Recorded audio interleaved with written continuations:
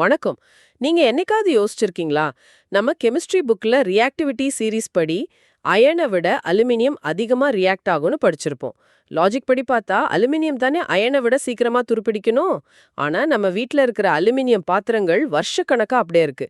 ஆனா ஒரு இரும்பு ஆணி வெளியில கிடந்தா கொஞ்ச நாள்ல துருப்பிடிச்சு போயிடுது. உண்மையில அலுமினியம் ரொம்ப மெதுவா தான் கொரோட் ஆகுது. அது ஏன்னு தெரியுமா? இன்னைக்கு நாம உங்களுடைய யூனிட் 2 எலக்ட்ரோ கெமிஸ்ட்ரியில இருந்து ஒரு முக்கியமான டாபிக்க பத்தி ரொம்ப ஆழமா அலச போறோம். அதுதான் கரோஷன். இது வெறும் துருப்பிடிக்கிறது மட்டும் இல்ல, அதுக்கு பின்னால ஒரு பெரிய அறிவியல் இருக்கு. ஆமா, நீங்க கேட்ட கேள்வி ரொம்ப அருமையானது. அந்த மர்மத்தை தான் நம்ம இன்னைக்கு உடைக்க போறோம். கொரோஷனை பத்தி நம்ம ஏன் தெரிஞ்சுக்கணும்னா, இது நம்மள சுத்தி இருக்கிற பாலங்கள், வாகனங்கள், பெரிய மெஷினரின்னு எல்லாத்தையும் எப்படி பாதிக்குதுன்னு புரிஞ்சுக்கலாம். இதனால உலக அளவுல வருஷத்துக்கு பல பில்லியன் டாலர் நஷ்டம் ஏற்படுது. இதை எப்படி தடுக்கலான்னு தெரிஞ்சுக்கிறது ரொம்ப முக்கியம். இது வெறும் துரு இல்ல, அதுக்கு பின்னால ஒரு பெரிய எலக்ட்ரோ கெமிஸ்ட்ரி இருக்கு. சரி, அப்போ இத அடிப்படையிலிருந்து ஆரம்பிக்கலாம். ரொம்ப சிம்பிளா சொல்லணும்னா, கொரோஷன் அப்படின்னா என்ன? ரொம்ப எளிமையா சொல்லணும்னா, கொரோஷன்ங்கிறது ஒரு மெட்டல் நம்ம கட்டுப்படுத்தாம அதுவா நடக்கிற ஒரு டிஸ்ட்ரக்டிவ் எலக்ட்ரோ கெமிஸ்ட்ரி ஆக்சிடேஷன். இது ஒரு ஸ்பான்டேனியஸா நடக்கிற எலக்ட்ரோகெமிக்கல் செல் மாதிரி தான். ஆனா நமக்கு யூஸ்ஃபுல் எலக்ட்ரிசிட்டி தரதுக்கு பதிலா இது அந்த மெட்டலையே கொஞ்சம் கொஞ்சமா அழிக்குது. ஒரு நிமிஷம். நீங்க இது ஒரு எலக்ட்ரோ கெமிக்கல் செல்னு சொல்றீங்க. அப்போ இதுலயும் ஆனோட், கேத்தோட் எல்லாம் இருக்குமா?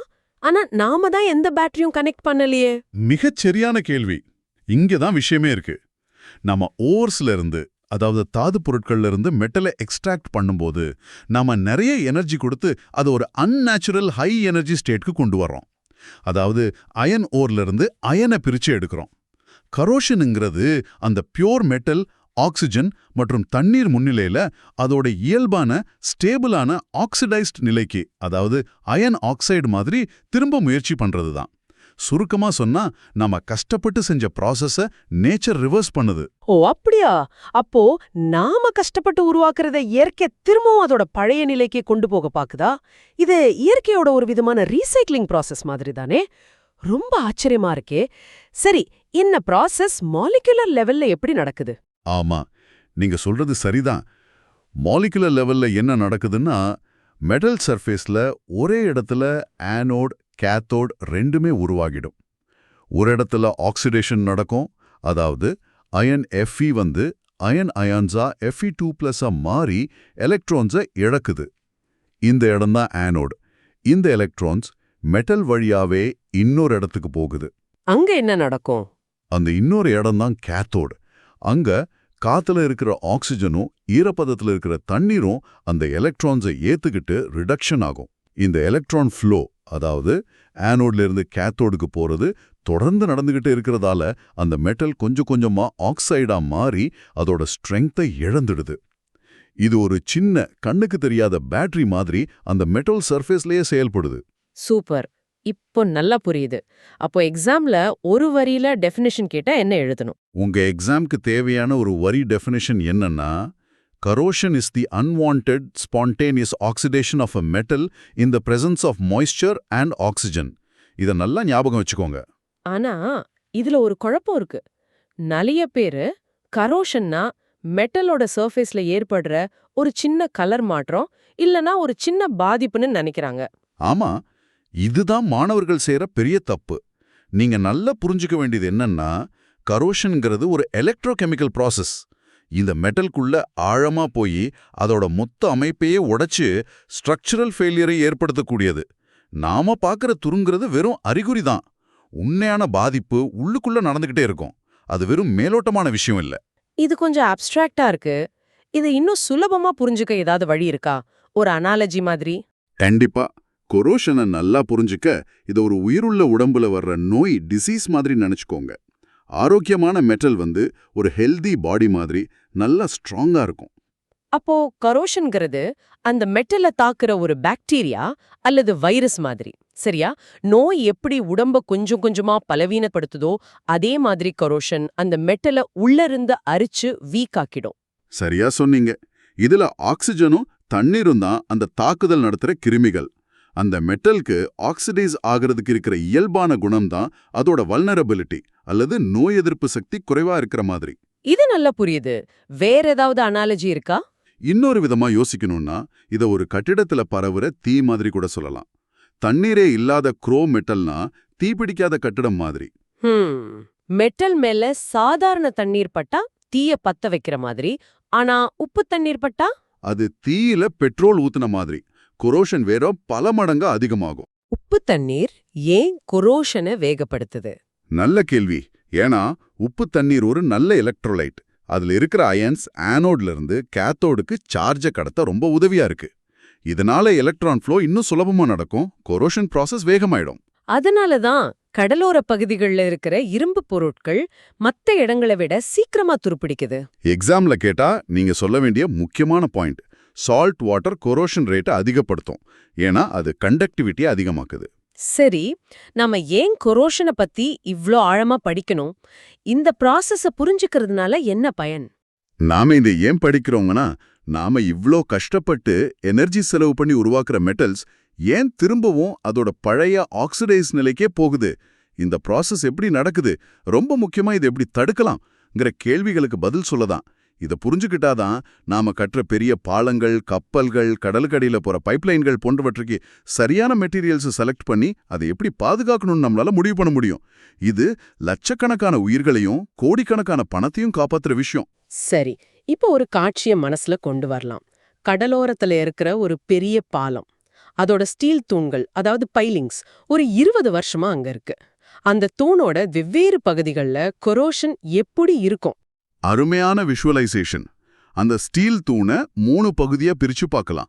முதல்ல தண்ணீருக்கு மேல இருக்கிற பகுதி. அங்க தூண்கள்ல பெயிண்ட் அடிச்சிருக்கும். அதனால ஸ்டீல் காத்துல இருக்கிற ஆக்சிஜன் மற்றும் ஈரப்பதத்திலிருந்து பாதுகாப்பா இருக்கும். அங்க கரோஷன் ரொம்ப கம்மியா இருக்கும். ஓகே, அடுத்தது ரொம்ப முக்கியமான பகுதி, அந்த வாட்டர் லைன், அதாவது தண்ணீரும் காத்தும் சந்திக்கிற இடம். அங்க எப்படி இருக்கும்? அங்கதான் கரோஷன் ரொம்ப மோசமா இருக்கும். ஏன்னா அந்த இடத்துல தான் ஸ்டீலுக்கு தாராளமா தண்ணீரும் கிடைக்குது, காத்துல இருக்கிற ஆக்சிஜனும் கிடைக்குது. இந்த ரெண்டும் ஒரே நேரத்துல தாக்குறதால அந்த இடம்தான் கரோஷனோட ஹாட்ஸ்பாட். நீங்க பார்த்திருப்பீங்க, பெயிண்ட் உறிஞ்சு செம்மண் நிறத்துல துரு அதிகமா பிடிச்சிருக்கும். தூண் அந்த இடத்துல தான் ரொம்ப மெலிஞ்சு போயிருக்கும். ஆமா. சரி, அப்போ முழுசா தண்ணீருக்கு அடியில இருக்கிற பகுதி, அங்க தண்ணி நிறைய இருக்கு. அப்போ அங்க கரோஷன் இன்னும் அதிகமா இருக்கணுமே? அங்கதான் ஒரு சின்ன ட்விஸ்ட். தண்ணீருக்கு அடியில கரோஷன் இருக்கும், ஆனா வாட்டர் லைன் அளவுக்கு மோசமா இருக்காது. ஏன்னா தண்ணிக்குள்ள கரைஞ்சிருக்கிற டிசால்வ்ட் ஆக்சிஜனோட அளவு கம்மி. ஓ, ஆக்சிஜன் சப்ளை கம்மியா இருக்கிறதாலயா? அதேதான். கரோஷன் நடக்கிறதுக்கு ஆக்சிஜன் ரொம்ப முக்கியம். கேத்தோட்ல ரிடக்ஷன் நடக்கிறதுக்கு ஆக்சிஜன் தேவை. சப்ளை கம்மியா இருக்கிறதால கரோஷன் ரேட்டும் கொஞ்சம் குறைவா இருக்கும். இதுல இன்னும் ஒரு படி மேல போவோம். அந்த ஸ்டீல் தூண்கள்ல எங்கேயாவது ஒரு காப்பர் ஃபிட்டிங் மாட்டியிருந்தா என்னாகும்? ரொம்ப முக்கியமான ஒரு விஷயத்தை கேட்டீங்க. அப்படி நடந்தா அந்த இடத்துல ஸ்டீல் ரொம்ப ரொம்ப வேகமா கரோட் ஆகும். இதுக்கு பேரு கல்வானிக் கரோஷன். Galvanic corrosion. ஆமா. ஏன்னா ரியாக்டிவிட்டி சீரீஸ் படி காப்பரை விட ஸ்டீல் அயன் சுலபமா ஆக்சிடைஸ் ஆகும். அதனால இப்ப ஸ்டீல் ஆனோடாவும் காப்பர் கேத்தோடாவும் செயல்பட ஆரம்பிக்கும். மொத்த கரோஷன் பாதிப்பும் ஸ்டீல் மேல செஞ்சுமாகி அது சீக்கிரமா அழிய ஆரம்பிக்கும். ஐயோ, அப்ப இத தடுக்க முடியாதா? பெரிய பாலங்கள், கப்பல்கள்லாம் இப்படிதான் வீணாயிடுமா? தடுக்கலாம். இங்கதான் இன்ஜினியரிங் ரொம்ப அழகா வேலை செய்யுது. இதை தடுக்க அந்த ஸ்டீல் தூண்கள்ல சாக்ரிஃபிஷியல் ஜிங்க் ஆனோட்ஸை பொருத்துவாங்க. ஜிங்க் ஸ்டீலை விட இன்னும் அதிகமா ரியாக்ட் ஆகக்கூடிய ஒரு மெட்டல். ஓ, அப்ப ஜிங்க் ஸ்டீலுக்கு பதிலா தன்னைத்தானே கொரோட் ஆக்கிக் கொள்ளும் இல்லையா? அதனாலதான் இதுக்கு பேரு சாக்ரிஃபிஷியல் ஆனோடா. தன்னைத்தானே பலி கொடுத்து ஸ்டீலை பாதுகாக்குது. எக்ஸாக்ட்லி. ஜிங்க் ஸ்டீலை விட சீக்கிரம் கொரோட் ஆகிறதால ஜிங்க் ஆனோடா மாறிடும். இப்போ ஸ்டீல் கேத்தோடா மாறி பாதுகாக்கப்படும். இது ஒரு பிரில்லியன்ட் ஐடியா. அப்போ கொஞ்ச நாள் கழிச்சு அந்த ஜிங்க மட்டும் மாத்தனா போதுமா? ஆமா, கொஞ்ச வருஷத்துக்கு அப்புறம் அந்த ஜிங்க் ஆனோட மட்டும் மாத்தனா போதும். முழு தூணையும் மாத்த வேண்டிய அவசியம் இல்லை. இதுல நீங்க எக்ஸாம்க்கு ஞாபகம் வச்சுக்க வேண்டிய விஷயம், சாக்ரிஃபிஷியல் ஆனோட் ப்ரொடெக்ஷன்ல பாதுகாக்கப்பட வேண்டிய மெட்டல் கேத்தோடா மாற்றப்படுது. இது கேட்கவே ரொம்ப புத்திசாலித்தனமா இருக்கு. இத நம்ம வீட்ல செஞ்சு பார்க்க முடியுமா? நிச்சயமா. நீங்களே வீட்ல ஒரு சின்ன எக்ஸ்பெரிமெண்ட் செஞ்சு பார்க்கலாம். ஒரு தட்டுல உப்பு தண்ணீர் எடுத்து அதுல ஒரு இரும்பு ஆணிய வைங்க. இன்னொரு தட்டுல சாதாரண தண்ணீர்ல ஒரு ஆணிய வைங்க. 3வது தட்டுல ஒரு ஆணி மேல எண்ணெய் தடவி வைங்க. ஒரு 2 நாள் கழிச்சு பாருங்க. நான் சொல்றேன், உப்பு தண்ணீர்ல இருந்த ஆணி தான் ரொம்ப வேகமா துருப்பிடிச்சிருக்கும். ஏன்னா சால்ட் வாட்டர் ஒரு நல்ல எலக்ட்ரோலைட். எண்ணெய் தடவுன ஆணி துருப்பிடிக்கவே பிடிக்காது. ஏன்னா எண்ணெய் வந்து ஆக்சிஜனோ தண்ணீரோ மெட்டலை தொடாம ஒரு ப்ரொடெக்டிவ் பேரியர் மாதிரி தடுத்துரும். சாதாரண தண்ணீர்ல இருக்கிற ஆணி கொஞ்சம் மெதுவா துருப்பிடிச்சிருக்கும். சரியா சொன்னீங்க. இந்த சாக்ரிஃபிஷியல் ஆனோட் ஐடியாவை தான் பெரிய அளவுல கப்பல்களிலையும் கடலுக்கு அடியில இருக்கிற ஆயில் ரிக்ஸ்லயும் பயன்படுத்துறாங்க. கப்பலோட அடிப்பகுதியில ஹல்ல பெரிய ஜிங்க் அல்லது அலுமினியம் பிளாக்ஸ பொருத்திடுவாங்க. கடல் தண்ணி ஒரு மிகச்சிறந்த எலக்ட்ரோலைட். அதனால கப்பலோட ஸ்டீல் பாடி சீக்கிரமா குரோடாக வாய்ப்பு இருக்கு. அப்போ இந்த ஜிங்க் பிளாக்ஸ் கப்பலோட ஸ்டீல் பாடிக்கு பதிலா தன்னைத்தானே அரிச்சுக்கிட்டு கப்பலை காப்பாத்துது. குறிப்பிட்ட காலத்துக்கு ஒரு முறை அந்த ஜிங்க் பிளாக்ஸ மட்டும் மாத்தினா போதும், கப்பலையே மாத்த வேண்டிய அவசியம் இல்ல. இது ஒரு ஆட்டோமேட்டிக் பாதுகாப்பு முறை. ஆமா, இது ஒரு மிகச்சிறந்த இன்ஜினியரிங் சொல்யூஷன். இப்ப நம்ம ஆரம்பத்துல கேட்ட அந்த மர்மமான கேள்விக்கு வருவோம். ஆமா, என் மனசுல இன்னும் அந்த கேள்வி ஓடிட்டே இருக்கு. ஆமா, அலுமினியம் ஏன் அயனை விட மெதுவா கொரோடாகுது? இப்போ நாம கத்துக்கிட்டதை வச்சு பார்த்தா ஜிங்க் மாதிரி அலுமினியமும் அயனை விட ரியாக்டிவ். அப்போ அதை சீக்கிரமா தானே கொரோடாகணும்? நீங்க நினைக்கிறது சரிதான். Aluminium is more reactive, so it should corrode faster.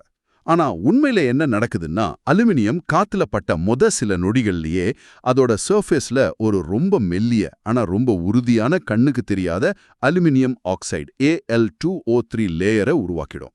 ஓ, ஒரு ப்ரொடெக்டிவ் ஷீல்டு மாதிரி அதுவாவே உருவாக்கி கொள்ளுதா? ஆமா, இந்த லேயர் ஒரு கவசம் மாதிரி செயல்பட்டு அதுக்கு அடியில இருக்கிற அலுமினியமை மேலையும் கொரோஷன் ஆகாம தடுக்குது. இந்த ப்ராசஸ்க்கு பேரு பாசிவேஷன். பாசிவேஷன். ஆனா அயன் ஆக்சைடு, அதாவது துரு, அப்படி இல்ல. அது ரொம்ப போரஸா, அதாவது நிறைய துளைகளோட இருக்கிறதால அதுக்கு அடியில ஆக்சிஜனும் தண்ணீரும் சுலபமா போய் கொரோஷன் தொடர்ந்து நடந்துகிட்டே இருக்கும். அதனாலதான் அலுமினியம் பொருட்கள் ரொம்ப நாள் துருப்பிடிக்காம இருக்கு. சரியா சொன்னீங்க. இதையும் எக்ஸாம்க்கு ஞாபகம் வச்சுக்கோங்க. பாசிவேஷன் கொரோஷனை தடுக்கும். அலுமினியம், ஸ்டெயின்லெஸ் ஸ்டீல் எல்லாம் இந்த ப்ரொடெக்டிவ் ஆக்சைடு லேயர் தான் அதை காப்பாத்துது. பிரமாதம். இப்போ அந்த மர்ம விலகிடுச்சு. சரி, இன்னைக்கு நம்ம கத்துக்கிட்டத ஒரு சின்ன சம்மரியா பாத்திரலாமா? ஏன்னா நிறைய விஷயங்கள் பேசியிருக்கோம். கண்டிப்பா. முதல்ல, கொரோஷனுங்கிறது ஒரு அன்கண்ட்ரோல்டு டிஸ்ட்ரக்டிவ் எலக்ட்ரோகெமிக்கல் செல். இதுல மெட்டல் அதோட இயல்பான ஸ்டேபிளான ஆக்சிடைஸ் ஸ்டேட்டுக்கு திரும்ப முயற்சி பண்ணுது. இது ஒரு ஸ்பான்டேனியஸ் ப்ராசஸ். ரெண்டாவதா, இது ஒரு உடம்புல வர நோய் மாதிரியும் அல்லது ஒரு கட்டிடத்துல பரவற தீ மாதிரியும் நம்மால கற்பனை பண்ணிக்க முடியும். உப்பு தண்ணீர் வந்து தீயில பெட்ரோல் ஊத்துற மாதிரி. மூணாவதா, இந்த ப்ராசஸ் நடக்கிறதுக்கு 3 விஷயம் முக்கியம்: மெட்டல், ஆக்சிஜன் அண்ட் மாய்ஸ்சர். இதுல ஆனோட்ல தான் கொரோஷன் நடக்கும், அங்கதான் மெட்டல் ஆக்சிடைஸ் ஆகும்.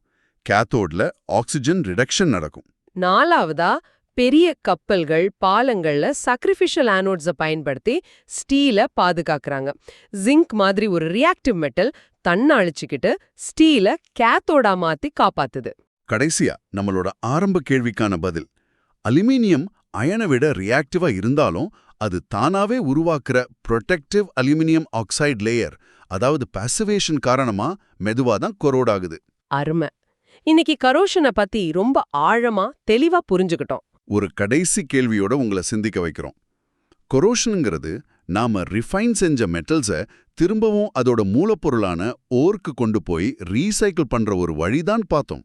அப்போ நம்ம கொரோஷனுக்கு எதிரா இவ்வளவு தொழில்நுட்பத்தை பயன்படுத்தி போராடுறது தவிர்க்க முடியாத ஒரு இயற்கையான விஷயத்த கொஞ்ச நாள் தள்ளி போடுறது மட்டும்தானா? பல நூற்றாண்டுகளுக்கு நிலைச்சு நிக்கணும்னு நாம கற்ற விஷயங்களோட எதிர்காலம் இதனால எப்படி இருக்கும்? இத பத்தி யோசிச்சு பாருங்க.